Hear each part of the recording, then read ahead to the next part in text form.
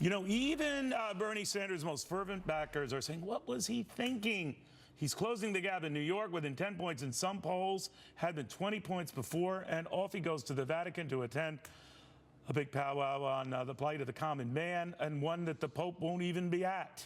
Now, there's still the possibility, and this is Bernie Sanders earlier in Vatican City, that he could still meet with His Holiness, but there is no guarantee of that, which raises the question, would it be a waste of time without that famous picture, if it ever came to that?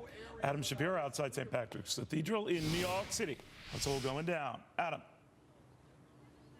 Hey, Neil, we were speaking to people outside St. Patrick's about Sanders' visit to the Vatican, and let's show you some photos from Rome, because Sanders is attending this education conference that's being sponsored by the Vatican. He says it's a passion of his, which is why he couldn't resist going, but he was also hoping to get a photograph with the Pope, which a papal spokesperson said, no, there will be no photograph. In fact, the Pope is on his way to Greece.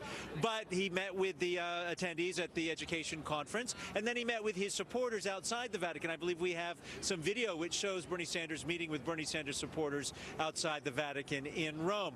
But the key question is, what about the New York primary? Because that's on Tuesday, and you would think with him starting to close the gap on Hillary Clinton, he'd want to be here. We asked different people outside St. Patrick's Cathedral what they thought of his trip to Rome, and here's what they told us. Well, if he wasn't talking about things that are basic Christian values to begin with, it might not be so appropriate, but we do agree that everyone should have a decent living and a decent way to maintain themselves here in the world. And so any place that you speak about that is a good thing. And so Bernie Sanders, who talks about a moral economy, is in line with what the Pope says in regards to a moral economy. But, of course, it's the New York primary that's the headline. And on Tuesday, Mr. Sanders will find out if the voters agree with him. He's closing the gap. Siena College poll earlier this week, which at one point had Hillary Clinton ahead by 20 points. Now she's only ahead by 10 points. And that national Fox poll, which shows on a national level, she's only ahead by 2 points. Back to you, Neil. Adam, thank you very, very much. Well, Adam just seemed to confirm that right there, that Pope's already left. He's already left for home, going to Greece, which isn't a far journey, obviously. But maybe that shot got in there before him, but it doesn't look like he did. So I guess they could always Photoshop the Pope in, but that would not be right. What am I thinking?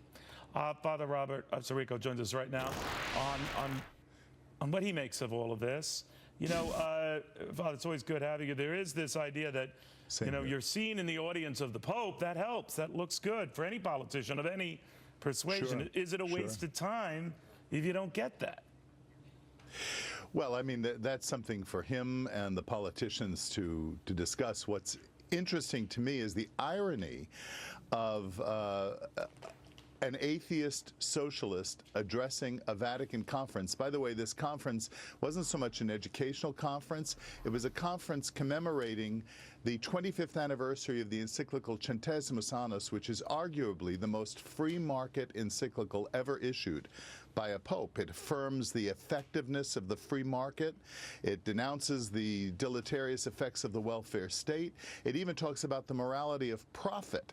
And this is the conference that Bernie Sanders is speaking at. There are other people, other socialists also speaking at it, but also some people, in fact, a senior fellow of the Acton Institute spoke right before Bernie Sanders, Dr. Rocco Buttiglione, who is a very close associate of St. John Paul II. So there's just a colossal amount of ironies that are going on at this conference. But Senator Sanders is also a politician running for President of the United States. These days, with the Pope there or not, I mean, being at the Vatican and looking like you're above politics, whether you are or not, does send a message. I don't know if it helps in New York, but it could have a fallout later, right? Yeah.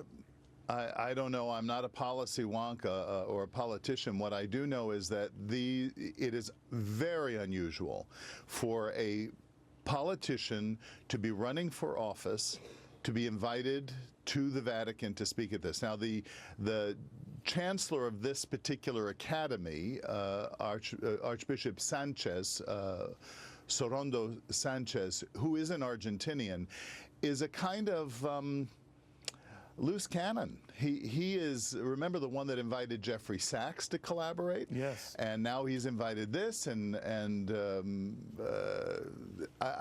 it's breathtaking to see the kind of stuff going on in the Vatican in the recent days. well, God works in wondrous ways. Father, it's always good seeing you. Thank you. Good being with you, Neil.